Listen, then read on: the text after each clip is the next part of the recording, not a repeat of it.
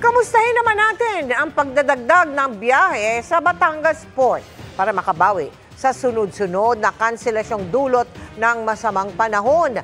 Nakatutok live si JP Soriano. Marami pa rin bang mga pasahero dyan, JP? Marami pa, Mel. Katunayan nga, talaga na hanggang sa mga oras na ito umaalis po yung mga barko at roro para pumunta sa iba't ibang probinsya para doon nga po mag-spend ng long weekend undas ang ating mga kababayan pagkatapos nga po ng Bagyong Christine at habang merong Bagyong Leon.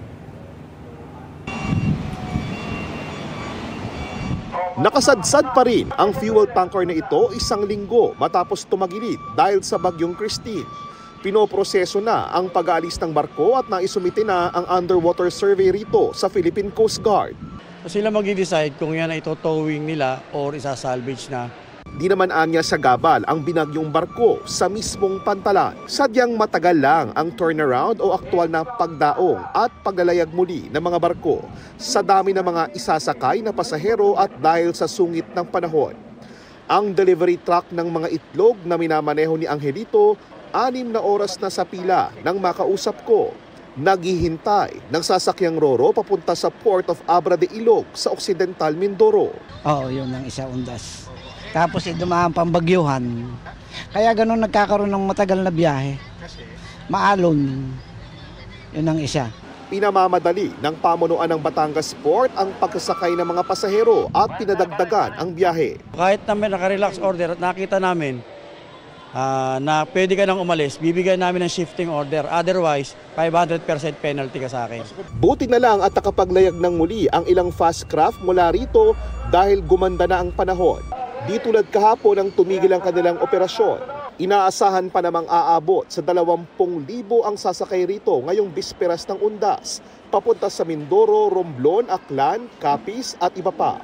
Kabilang sa kanila si Lay, na dadalaw sa puntod ng ina, na inalagaan niya ng maraming taon matapos ma-stroke bago pumanaw kamakailan.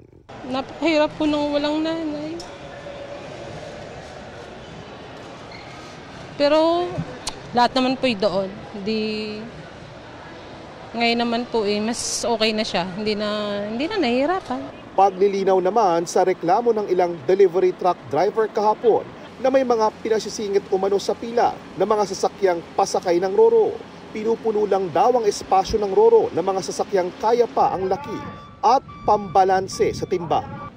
Malalagpasan talaga ang mga lagpas ang laki at bigat.